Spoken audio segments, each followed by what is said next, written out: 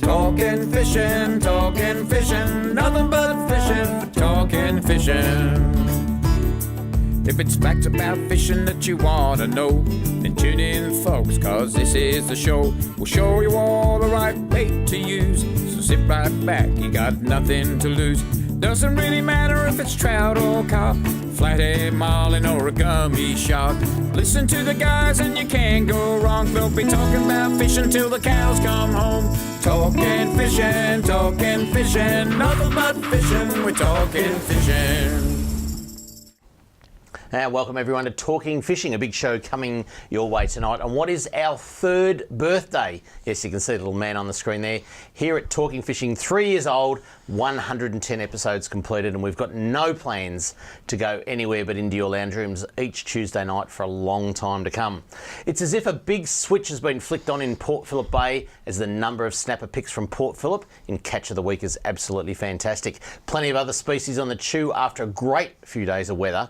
We'll cover a heap of events coming up in the next few weeks, including a big one in Geelong this Friday night. More details soon, all that and plenty more, so let's get into it with a big welcome to the man who travels by kayak Adam Ring. Welcome, Ads. Thanks, Dave. And a question straight up. Yep. What happened to spring? Because we decided to skip it again, and we've gone straight to summer. Winter to summer. How good is this? I know. Warmth. 30 degrees out there.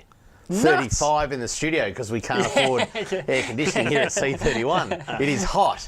Don't worry about that. It's good. It's always a big welcome to the man all the way from Shepparton, Stephen Victor Trelfall. Welcome, Trelly. Thank you very much, David. And it has changed up our way too. We've pretty much the same thing. It's gone to heat. So 45 now? Or? Yeah, not quite, but it is hot, and you sort of get out. You sort of go, oh, you want to get in the sun, but when you get in the sun, it's like, wow, that is hot.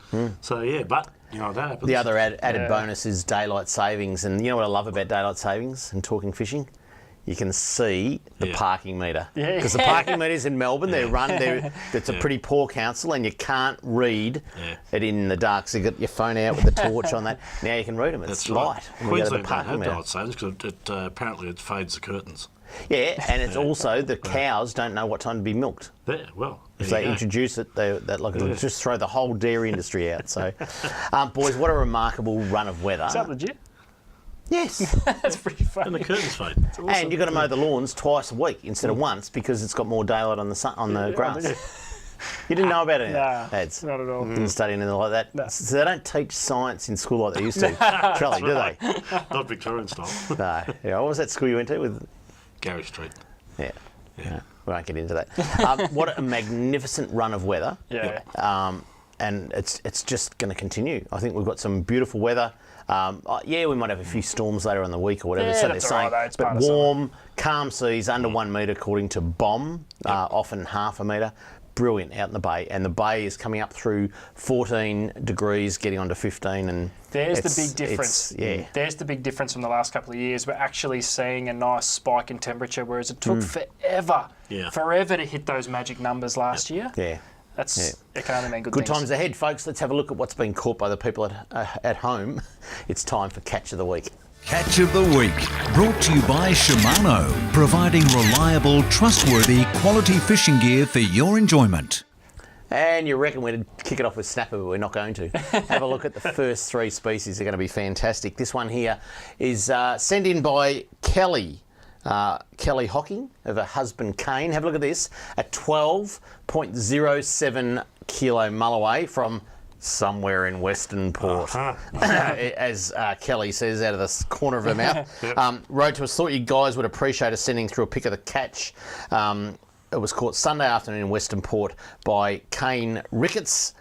A 12.07 kilo mulloway, along with 3 other snappers, size 3 to 7 kilos. Not bad after a few weekends spent catching nothing. Kelly writes. Not too many days you come back with Kane. Not too many days you come back from a trip and a 7 kilo snapper's like, whatever. Yeah, 12 kilo mulloway. Thank you very much. Calamari, they are everywhere, and like I said in the opener, Port Phillip Bay is on fire. Have a look at this. Colin Dendel, he headed over to St Leonard's for some lovely calamari, boys. Tough conditions in the background there. That's right. Yeah, and you know what? There's been some all right calamari. There's been a couple of big ones, but I would have said in Port Phillip, Maybe not the monsters that we've seen in the we've seen in past. Western Port as well. They're certainly good size, and there's nothing wrong with that. That's a good calamari, but haven't seen real monsters coming out of Port Phillip. A few out of Flinders, Not but yet. no, that's right. There's still plenty of time. So Maybe a water temperature. just to kick off another species that is not a snapper. Boy 13 in Western Port is absolutely on fire down towards the western entrance. Aaron Udendijk. Have a look at this. A lovely 12 kilo gummy. Thank you very much. Good gumbo. Released to swim another day. I was going to say, looks like he's going to have a dance with him there, I think he's doing the waltz there. Yeah. doing the gummy waltz. It's nice fish. It is. Great fish. Plenty of good gummies every week. All right, fish. let's get into the snapper. Like I said, Port Phillip Bay has been absolutely on fire. Mates Day was on the weekend and plenty of fish caught there. I think 12 from 40 boats all caught snapper, which is a pretty good percentage. Just under 1 in 3, Yeah. so Take that's that. pretty good. But apart from that, Philip Jordan sent this in. This is of his missus. Philip All Jordan. right, Philip, if you're going to send us a photo of your missus, you can give us your name, but if you just want to call her Philip Jordan's missus, that's fine. A lovely 7 kilo snapper from Point Wilson, boys. Now, It is. Phil, Yeah. you need to write into us, mate, because I'm just going to throw it out there. Is that the fish you were holding last week? Oh, is it? Nah. I'm stirring. There you Because go. Phil was in last week Ah, Oh, he was too. with a nice big snapper. good pickup. So, There you go. Yeah. right in, Phil. I want that confirmed, please. All right, Scrutinise. have a look at this one. Wolfgang Niesel. Wolfie. He got out and Looks like a 5 Wolfgang kilo too. snapper. Have a look at this that. is Now the- that's this is the best report. either an early morning or a late afternoon. Have a look at the sun just reflecting on that beautiful specimen of a snapper. Well done to Wolfgang. That was off Mount Eliza. 5 kilos of Morning, I'm beautiful. tipping. Yeah, it looks like a morning sun, doesn't it? Yeah. And Wolfgang's just on fire, isn't he? Yeah, oh yeah. Like he's actually wearing a white shirt there. Don't worry about Wolfie. Dave Cobra, he sent in a lovely pic of a 6 kilo snapper that he got off Morty Alec. That's a good nice fish. Lovely, That's a great looking fish. fresh looking Yep. fish too. Have a look Game at rough that. seas. Pretty It was a horrendous. weekend. Horrendous. People risk their lives on the bay, on the weekend, Charlie. It's Quite pretty good. The top end of Western Port, we've got to go over to Western Port now. The top end of Western Port has produced some nice fish, and Harry Georgopoulos, he got this lovely 7.4 kilo during the weekend. Some big Again, fish getting caught. horrendous seas in Western Port as well. People just need to be, they need to make sure they're safe. Starting to lump up. Yeah. And lucky last, have a look at this, boys. This is a cracker. Yep. No, this is good. Yeah, oh, no. I don't know, don't put it up yet, Kev. I just saw Don't put it up the yet. list. But this was sent in by Craig Waller, who's the president of the Sandringham Angling Club. What do you reckon Sandringham Angling Club would be targeting this time of year? They're on the beautiful eastern side of I did actually. Brim, Port Phillip. snapper. Yeah, see the cheap Yeah, sheep. no. I would have thought, they, Brim. they went to Lake Tyres.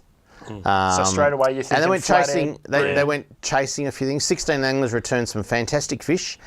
They sent me a few photos. Kevin Wilkinson, he got a lovely 54 centimetre flatty, and Andre Vidovic, he got a 76 centimetre flatty, but he also got something pretty damn special. Have a look at this: a 2 kilo mullet. The only show that would show you a 2 kilo mullet over a 76 centimetre flathead. And he looks so I'm loving happy. it. Have you boys ever been in an estuary like that? I get it in Narooma a fair bit, where Yeah. the mullet are just working a bank, a bit of current Yep. flowing in around a bank, and those big mullet are just sitting there, and you those- pick them off with a bit of bread. And every now and then one throws itself out of the water and you think something just got poleaxed off the top. Yeah, It's like just a mullet marlin, but it playing. was just a mullet. Yeah. So you target him with a bit of bread, Dave.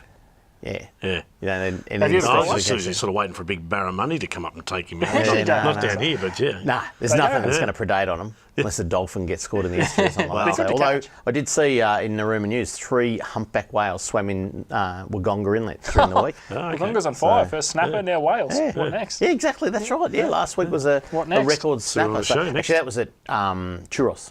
Oh, right. I read it in Narooma News, but that was at Churros. So there you go. Thanks, Craig, for sending in those photos. it's a Love good a mullet. good Do you mule, boys eh? have a mullet? Yeah, When mullet. Adam, you're still young. Do you have a mullet, Charlie? I can't remember. I think I probably did, actually. A ripper of a mullet. Yeah. when I was young. Yeah. 25. We'll try and rate that one up. Grow 'em Yeah, back. no, I've got to get a Grow photo 'em of it. back. With the 8 If gang you'd mullet. like to send in a pic of your catch of the week, this is what you have to do.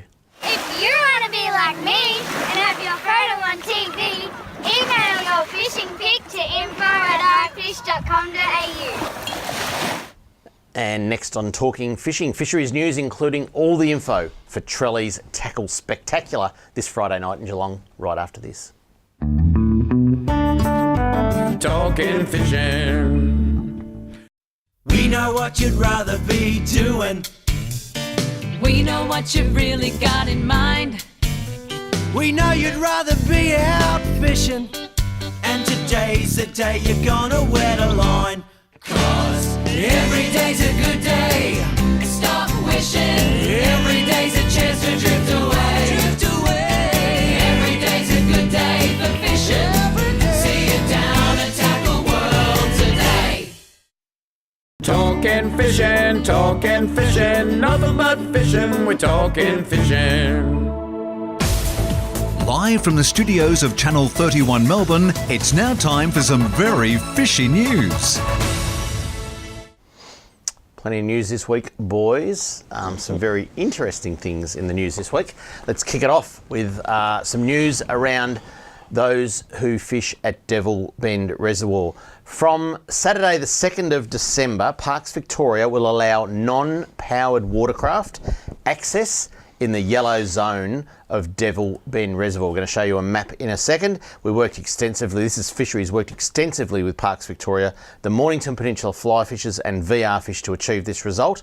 Devil Bend is a great spot for estuary perch, which are just starting to bite now, and thumping trout. Now, Fisheries have stocked Devil Bend with over 122,000 estuary perch since 2014 and 100,000 plus trout since 2010. So that's a lot of fish. It is. If you want more information on this, go to on the watercraft access, go to parkweb.vic.gov.au. Oh, well, there's a long website. I'm not going to put it up there. But guys, let's have a look at this photo that's up on the screen now. Yep. So the yellow section up in the top left-hand side, Yep. that's where you're allowed to take your kayak. Right. I'm going to say something now. Not good enough. Yeah, can I? I'm sorry. I was hoping I wasn't the only one that said that. I'm sorry, Parks, but that's crap. That is crap. They're saying that you're not allowed, and this is just on the social media, you're not allowed to go into the other parts of the lake because it'll upset the ducks. Well, Trelly, how about you go there with your shotgun? That'll upset the ducks. Yeah. Like, seriously? That tiny little bit of the yellow zone is all you're allowed to put your kayak on? I was so hoping someone was going to say So that. I would have It's thought just not good enough. that was the zone, the additional part, but it's not. That's the zone. No, that's the zone. I think, can we put that up again? Sorry, It's actually So remarkable that beautiful big purple part? Yeah. No which has go. got all the fish in it. No go. No go. You're not allowed in there. What? No. But you're allowed in there in a powerboat, are you? No. Or you're not? No, that'll upset the ducks, so you're not allowed in there at all. You've got to fish around the shoreline, but most of that shoreline's protected.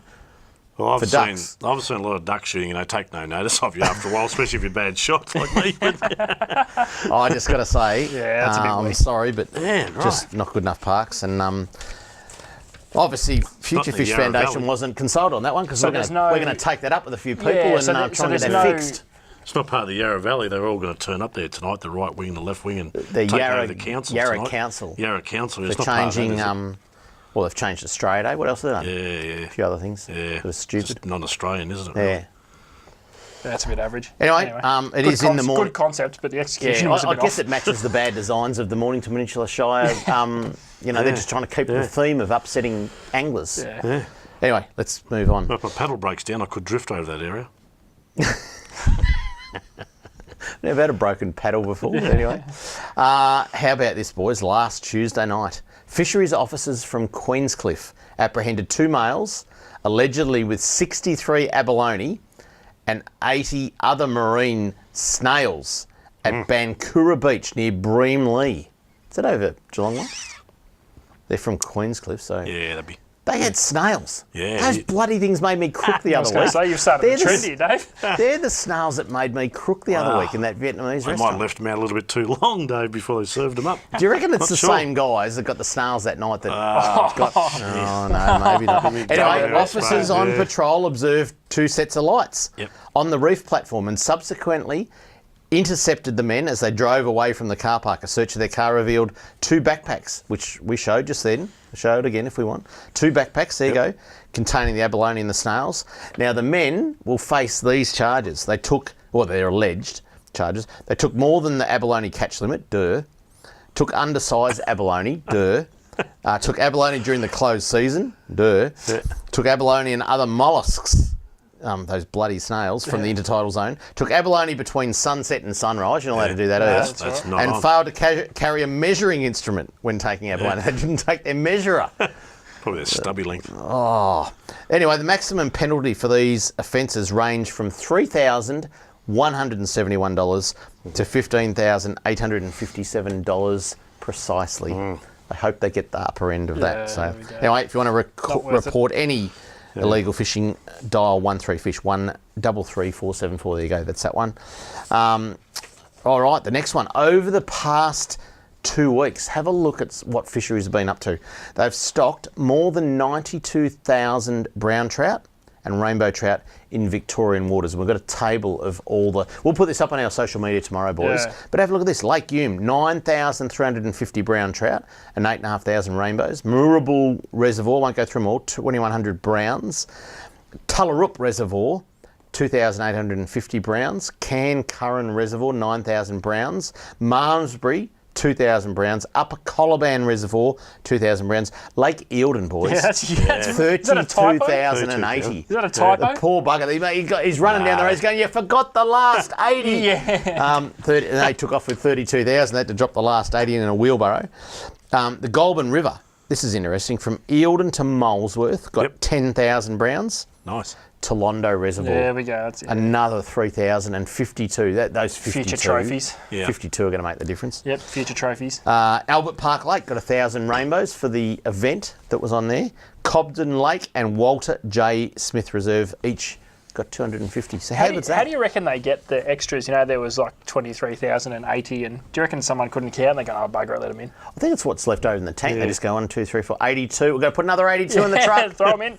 Yep. Oh, I don't know how they work that out, but I have no idea. someone does. Doesn't And matter. I think, well, look More at the that, They have a the machine. trout that was in that guy's hands. I mean, some of the ones they released in the ship, like they were about that size too, so there was some good some good size. fishing. Good size, edible, ready to go. Yeah, as opposed to what you might think they might be like small fry type of thing. Yeah. They're actually good size fish. Unlike the ones in Devil Bend Reservoir that you're not allowed to take your kayak near because it might upset the ducks. That's right, exactly. Quack. God's sake.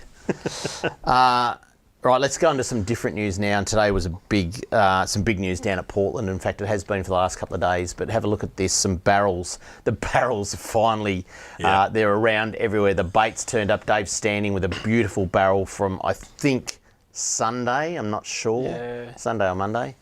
What's And that today? was, Tuesday? and that was somewhere Gippy Way. It wasn't Portland. Oh, wasn't it? I don't think so. No, he said southwestern Victoria winger, just a little out of the corner of his mouth. Southwest Victoria, he said. AKA Portland. Yeah. And then Simon and Oldie, the barrel king, has just got out today. Haven't seen the weights of these fish, but Simon got out and got a double hook up, and fantastic on the social media today, Simon, with the hook up, the first fish in, the second fish in, and he is just the master. Absolutely.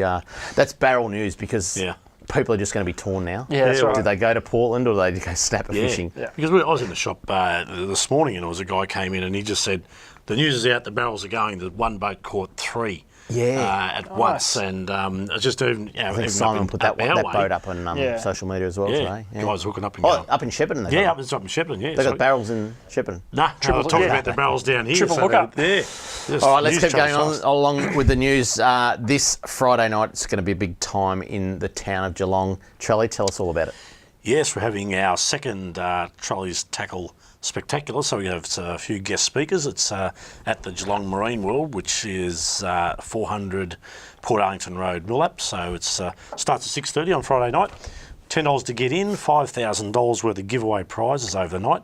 And we'll have some guest speakers. Trevor Holmes is coming along, be able to tell you a bit about this. And not just one guest speaker, it's loaded with about... That's right, so we've got some good guys. We've got... Master Chef. Yeah, so we've got a real you got old mate and old mate. So Scotty Gray. Scotty Gray. He'll tell you about the barrels. That's right, exactly. Then on Sunday, I think we're having on Saturday, I think we're going to have the hangover sale from about 10 o'clock on. So things will probably be cheaper then. But if you don't miss out there, so get down to Geelong this Friday night to Trelly's Tackle Spectacular. There's signs all over the roads in Geelong. And correct, Port Arlington Road, 400 Port Arlington Road, Port Arlington Road, Geelong Marine. You can get onto trelleys.com.au too, couldn't you? It's on there too. Right. Thank you very much. The Snapper Challenge ads. Big comp coming up on Melbourne Cup weekend too. Peninsula Snapper Challenge. So new kids on the block when it comes to the snapper competition scene, but I think I've already got a recipe for success. Massive, massive prizes, lots of them. 1 in 10 entrants will win a lucky door prize. So you don't have to actually catch a fish, just enter and off you go. You can win a fishing trip out with Dermot Brereton. Pretty insane. Wouldn't that be a laugh and a half? Pretty insane. Yeah. So good prizes, $2,500. Now people seriously need to enter this now because they will cut it off at 500. Unfortunately, if you want to fish Melbourne Cup weekend on the Friday, is it the Friday? No, it's a Saturday, Sunday. Sorry, Saturday, Sunday. Enter now. PeninsulaSnapperChallenge.com. It's very easy to enter online. Get on it because it will stop at 500 don't muck entries. around with that one. Jump on and get amongst absolutely, it. That's a good one. The Vic Fish Kids program, Fisheries Victoria, getting 1 million people out fishing. They've still got a couple of events. I know it says there, Morty Alec Pier, 15th of October with Rex Hunt. That's already gone. They're talking about, there was over 600 people, I think, at that one. But October 22, which is this weekend, they head to Morwell, Kerno Hall in Morwell, Sunday, 10 o'clock at Lake Morwell. Get there. 200 rods to hand out to the first 200 kids that turn up. They get them for free, a rod and reel. And then the following weekend, October 29, it's off to Maryborough out in the Western Districts on Sunday at 10 o'clock, October 29. Get to that. The Kids Fishing Days run by the Victorian Government, Victorian Fisheries Authority. Talk Wild Trout. Yes, Talk Wild Trout. We've covered it the last few weeks on the show, but if you are into your freshwater fishing, this is the conference that you want to be at because the most exciting part of it, it gives you a heap of information on how the local rivers around Eildon are performing, stock-wise, growth rates, where they hang out, what they're doing. Heaps of activities. The three of us will be there, so please come and say g'day. And registration vfa.vic.gov.au/talktrout. It is free, but please register so they can get their information and stuff for catering. Yeah. So that'll be a great event. I'm really, really looking forward to it. And Trelly, lucky last for Fisheries News, we're winding it up. Cod Forum is on in December. Yes, exactly. That's on the second Sunday in December, which I think is the 10th. And that's a 9 o'clock till 4 o'clock event at the East Bank. Again, you can register there by just going to Cod Forum, as in Cod Forum, 2017. That's right. And they'll have some guest speakers up there telling you about Murray cod as far as habitat, where to look for them. Hopefully they'll have some information on tagging, that type of thing. And also a couple of guys talking about lures and how to catch big cod. So now, Trelly, you and I went to that last year. Yes. And I mean, I know you know a lot about cod because you live in Shepparton, but I don't know a lot about cod, and I learnt so much at that Cod Forum. That was just unbelievable knowledge that was passed on that day. We got to have a fish the day before. Went to the Cod Forum and it was just an excellent weekend. Take the opportunity to go and do it. We're going to do it again. Yeah, we'll do. Up next, product of the week. See you soon on Talking Fishing. Talking Fishing.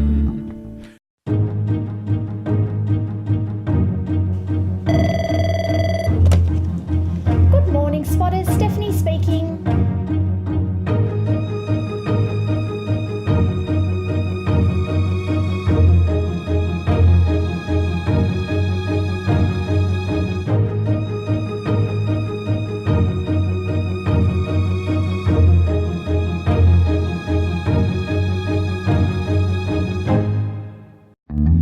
Hi, David Kramer here. If you love talking fishing, why not get your company involved? Just go to talkingfishing.com.au and click the link to help support the show. Get on board today. Talking Fishing. Product of the week, brought to you by Tackle World. Talking Fishing. Now we thought we'd do something a little bit special for Product of the Week, seeing that it's our birthday, and we thought we would cover the most innovative products in fishing over the last 3 years. Now, admittedly, some of them are a little bit older than that, but worthy of a mention because these are game changers when it comes to what we do and what we talk about on a daily basis. Before I get into it though, there needs to be an honourable mention. It doesn't quite make the list, but it had to be done. This little contraption here What the hell? Well, this is one of Dave's favourites because it allowed him to start going to the toilet on the boat. Breathe oxygen This is underwater. known. This is called Whiz Freedom, official name, commonly known as a Shiwi or a Sheenus. Now this allows. Jesus. This allows the Allowed to women. do this after 8:30? Well, this allows women to go to the toilet on the boat. I thought it was a party horn. Is that why you were blowing into it before the I segment? was too. But in all seriousness, that's pretty cool. When you finish doing this, give it to Charlie so we can get a tune out of it. That's pretty cool. It's useful, isn't it? Yeah. Yep. How do they use it? Oh, you use it there. Charlie, see if you can get a tune out of it. Go on. See if you can get a tune out of it. Anyway, Oh, dear. onto the serious stuff. I had to That was a bring new that one. in. That was a new one. That's been ages. That's a cracker. Still to use one. Adam actually got that off a customer today. Bought it a year ago, Charlie. We're going to count these down from 4 through to 1 in relation to relevance. We're going to start with nano resin. So, nano resin is nothing new to fishing. It's been around for quite a few years.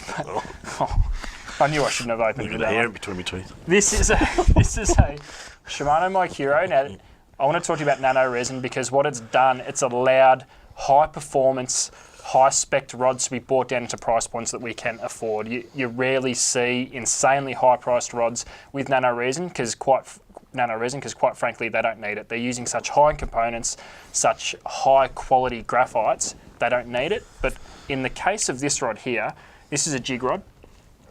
High power, can be put under a lot of stress, and what it's been able to do is allow manufacturers like Shimano to produce these insane rods with heaps of power, but keep them at price point which is affordable for everyone. So before the introduction of nano, if you were to find a jig rod, for example, that sits in this price point, chances are it was either way too heavy, or there was chance there was going to be issues with breakages. So what nano does, it makes the graphite rod a little bit more durable, but it also gives you the power, and it also gives the manufacturers the freedom to build specific rods, not just off the rack generic stuff, specific rods for specific applications without actually the insane price tag. So that's where nano fits in, and I think it has been one of the great innovations in fishing over the last few years. Absolutely, nano. So that's nano resin. Coming in at number 3 would be UV additive. Now, I've got some examples here, but because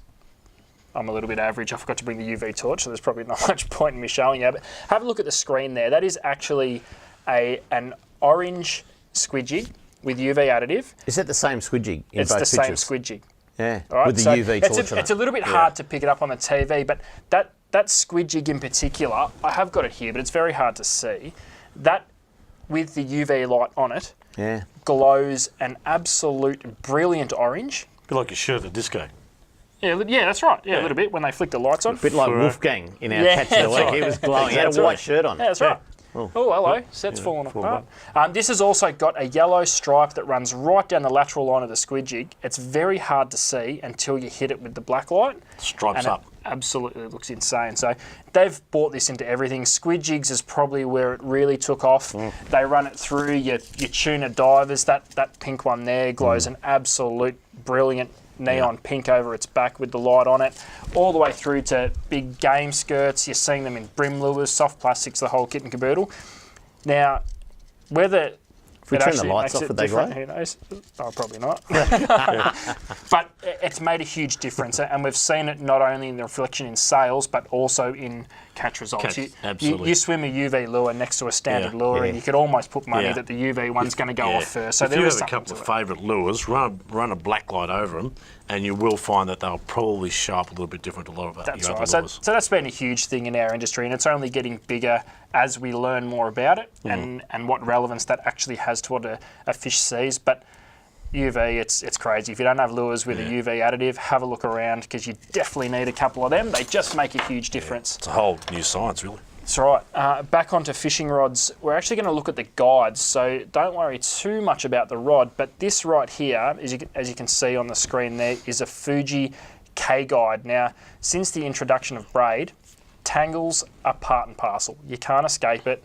They win not, they catch guides. It's been a result of many lost lures and many snapped leaders. But since the introduction of this style of guide from Fuji... Why do they call it a K guide? I've got no idea because it does not resemble a K at all. But what it does, the actual arms of the guide are flared outwards, and there's also a specific angle on each one of Like those Charlie's guides. pants in the you 70s. you can actually see it. Not too bad there. What that does, as the braid tries to wrap the guide under windy conditions or whatever, Hard casting. the guide will actually grab the braid and guide it over the lip and throw the braid off. So you're not getting issues with guide wraps. So that's been absolutely massive for fishing rods because it's relevant to every single fishing rod, not just a high-end application. So Allows K good guides flow, are doesn't it? huge. Yeah. It's very hard to find a rod without K guides these days, and that's because they are so handy to fishermen using braid. So I think that's worthy of number 2 on the list. It's huge. It actually makes a difference, and it doesn't cost a fortune. So that's awesome. Last but not least, number 1, it has to be Hagani gearing. Now the reason for it is very, very simple. I'm not going to get into what Hagani is because we've covered it to death on this show for a reason. You are getting reels way better in quality than what you're actually paying, and that is what it comes down to. You are able to buy reels at insanely affordable prices that are going to last you 10 years, at which a Shimano warranty actually gives you, and longer, because the way they're producing these materials, the cold forging process, is giving the durability that much of an upgrade.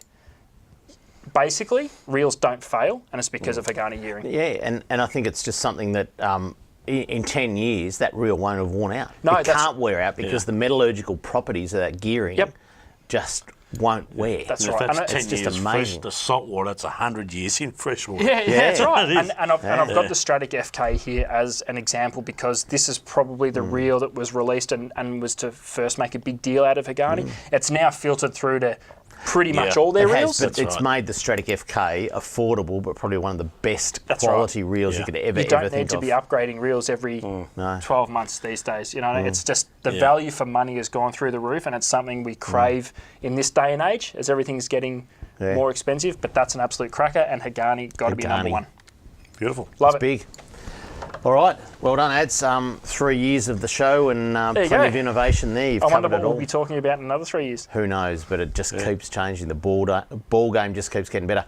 Up next, Kramer's mailbag right after this on Talking Fishing. Talking fishing. Make mine a Mornington. G'day, David Kramer here. I'm a massive fan of the Mazda BT50, having personally driven and owned one for more than 5 years now. And to tell you what, you can't beat them for an all-round great ute and a great tow vehicle. Get into Mornington Mazda before the end of the month and grab yourself a run-out bargain. I made mine a Mornington Mazda. Make mine a Mornington Mazda. Talking fishing, nothing but fishing, we're talking fishing.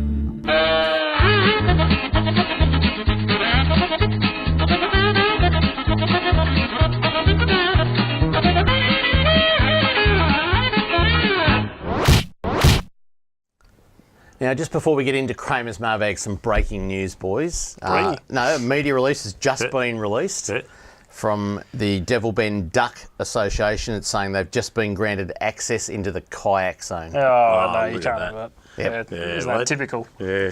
I think the only way to solve this is to put a duck sanctuary in. A bit like the dolphin sanctuary, where the ducks will need to stay in their sanctuary and not cross paths with kayaks. It's only fair. If we're not allowed in their zone, they're not allowed in ours. They have one at Tolondo. Did you know that? A duck sanctuary. Yeah, it closes about the third weekend in March, goes off with a bang. Hey, just a quick question. I don't know, you boys, you might know the answer to this, but if you had a Haynes under, 760 or something like that, 7.6 metres, can you put it on, like launch it, non-powered? Like don't turn the engine on, just row? I'd love to see someone trying to Get row some it. row locks on it. I'll tow it. Would you be able to? No, I'll tow it with my kayak. Yeah. Would you be able to row a Haynes 760 around Devil Bend? Technically, if you're rowing it, I suppose. It's non-powered, isn't it? That's right. Exactly. Shoot ducks from Let's do it. Haynes, aren't it? Yeah. All right, let's get into it. This one here is from Jeff at Warneet. Jeff at Warneet writes to us, after many years of lobbying for toilets on the Warneet foreshore, the local councillor for Casey City Council announced in the Coastal Villages newsletter that they agreed for the need for toilets but didn't have the funding. In the same newsletter, he announced a grant of $700,000, boys. $700,000. Here we go. For the Warneet Motor Yacht Club, which is a private members-only club. A few years ago, the council granted the yacht club $200,000 to stabilise the building. 200 to 300 people use the boat ramp a day, the jetty and the foreshore daily, including many women and children, whereas other than their bar on a Friday night and once yearly a race where there would be only a handful of yacht club members there on a weekend and not many of them are locals, we don't mind having to give way to the yachts on the water, but we didn't know they also applied to land. So what Jeff's saying is that the council have come out and said they can't fund public toilets there for the hundreds of people that use that boat ramp in any one day during the season. But a handful of people at the yacht club have now been granted a $700,000 grant, and only a few years ago they got $200,000. Like, bit PIWS poor, isn't it, really? I think it might be something to do with voting or, some promises or something. Anyway, who knows? Yeah, it doesn't make sense. Politics. That doesn't make sense at all. No. Tom from Rosebud, he's written in, has the Tutgarook boat ramp been cleared yet? And what about Tyrone? Probably not. I drove past it last night and no, it hasn't changed one little bit. They're just waiting for peak period to open that boat ramp. Peak period? Yeah, it doesn't matter how many people. And Tyrone, I am told, will be cleared by Melbourne Cup weekend. Plenty of sand on there, but... Cleared or just push all the sand to the No, front? they'll do the proper job at Tyrone. It'll be cleared by Melbourne Cup weekend. This is an interesting one. I did some research on this one, boys, but Simon Granby from Currumbara writes, is there fish in Lake Tarly Khan? Never heard of it. Well, I've heard of it, but I'm not too sure where it is. I tell you what, do yourself a favour, and you people at home too, look it up. Lake Tarly Khan. It's spelt T-A-L-I, and then the second word Khan is K-A-R-N-G. It's really interesting. So, and Gaz, who got married on the weekend. Big Gaz. Gaz told me about it. Well done, mate. He won't be watching because he's in Fiji on his honeymoon. But it said Doing other things. Tarly. This is from somewhere, Parks, Victoria. You might be fishing. Apparently, there is fish in there. You're not allowed to go near it because there's ducks as well. But it says Tarly Khan is a hidden jewel, nestled deep in the mountains of Gippsland, fed by snowmelt waters of the Wellington Plains. The lake is believed to have been formed about 1,500 years ago when a massive rock slide collapsed into the valley, damming the waters of the Nigathoric Creek above Wellington River. The water runs underground from the lake to emerge as the infant Wellington River, 150 metres below in the Valley of Destruction. Now, sounds pretty epic. Now, it is an epic place, and apparently there is a lot of trout there. Yep. Gary, old Gaz, got married on the Gaz, weekend. He has hiked in there and he's fished there. Lake Tarly Khan, just an absolute gem. Nice. Yes, there is fish in there, according to Gaz. That's all we know. So someone to send a photo, there you go. I think. Sounds like an epic joint, though. It is epic. And the Indigenous Australians don't want us to camp there. They say it's a bit like if you were camping in a church. You don't go camping. Okay. So it's a bit of a sacred place. Okay. Don't go camp there, but there's plenty of campgrounds within the vicinity. Cool. Interesting. Look it up. Tarly Khan, Lake Tarly Khan. It's up from Glen Maggie, a little bit north of Glen Maggie. Steve Nolan from Geelong writes, when will the Kings be in the Rip? Ooh. Now. They've got to be. Ooh, I reckon they're there, Charlie. They'll be there. No one's fishing for them. No. Okay. I think it's just a matter of people going there and trying it. And, days like the last couple of days we've had where it's dead calm, no one would even be thinking about it. Yeah. But, people would just be... History says, though, with any great numbers, you could seriously, comfortably start looking in December. If you wanted to wait until there was going to be any sort of numbers, there's definitely well worth looking now. I agree with that 110%. Yeah. But as far as the numbers, you could... December. It's been a month earlier every year for the last 3 years. Yeah, it's October now. It's just not, I'll be looking. Yeah, I'll be looking too. Belinda Selby writes in ads to you.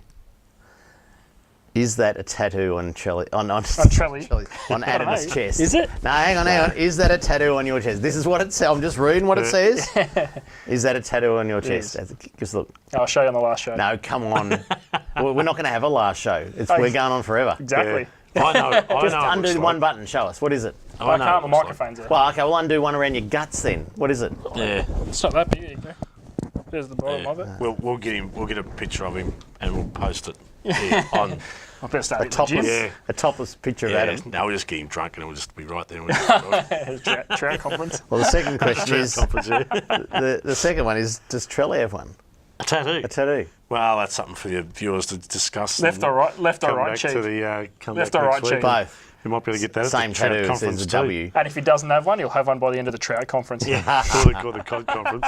Brown and a rainbow, one each side. There you go. If you'd like to write into Kramer's mailbag, this is what you have to do. Send your mail to Kramer's Mailbag, PO Box 734, Patterson Lakes, Victoria 3197, or email kramer@ifish.com.au. Let's ask the people at home, boys. Who has got the most unusual or best fishing tattoo? That's not a bad one.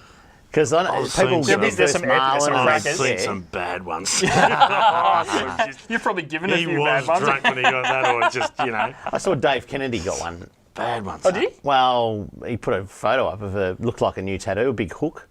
But people at home, get onto our social media, Talking Fishing on Facebook, and post your photos of your fishing tattoos. Go on, do it now, because we're going to come up to a break any minute now. But The long shank ones. the long shank ones. Long shank. They look like a suicide Tattoos. pattern when it's Yeah, cold. coming up next. This week's hotspots. We'll be back shortly on Talking Fishing. Barbless. Talking fishing. G'day, Callan here from Paul Worslam's Tackle World Cranbourne. Supercharged batteries have been supplying maintenance-free marine batteries since 2001. The Seamaster Gold range is second to none, delivering superior starting power and reserve capacity. No need to top up with water, truly a fit and forget battery. With up to 2 years replacement warranty, you know you have quality. Your battery is your lifeline. Without it, you're dead in the water because it's bloody hard to push start. I've got a Seamaster battery in my boat. Make yours a Seamaster Gold today. Talking fishing, nothing but fishing, we're talking fishing. And now the segment you've all been waiting for. Hotspots, brought to you by Seamaster Batteries. Make yours a Seamaster Gold today. And things are about to hot up, boys. The bay is getting warmer. The temperature 30 degrees today. That's what it is. 35 in the studio. We can't afford air conditioning here at Channel 31.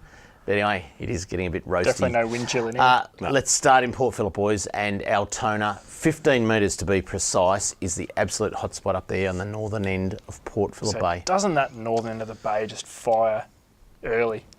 There's a lot of bait. There's a lot of fish. Talk today of in the warmies, salmon, tailor, trevally, brim, all sorts. There's just so many fish up that top end of the bay. I've got a challenge for the people watching on the weekend. I want to see some photos, not just of your fishing tattoo, but I want someone to go out on the weekend and live bait for snapper.